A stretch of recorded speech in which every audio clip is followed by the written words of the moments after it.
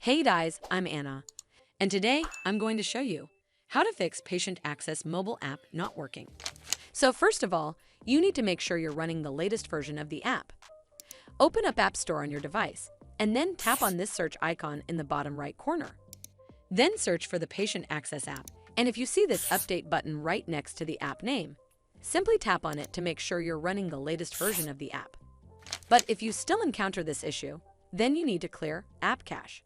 Go to your device settings and then scroll all the way down to General and tap on it.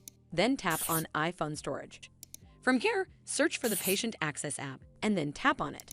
Once you're on this screen, you need to tap on Offload App. Tap again to confirm.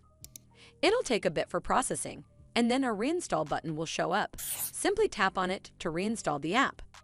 This should fix the issue, but if it doesn't, then you need to completely reinstall the app. Follow the on-screen instructions to navigate all the way to the app page.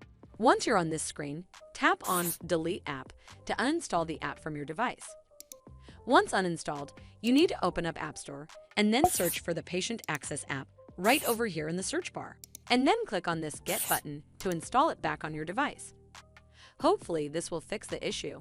And if it did, then make sure you give this video a super thanks by clicking on this heart icon to help support the channel, and don't forget to hit that subscribe button.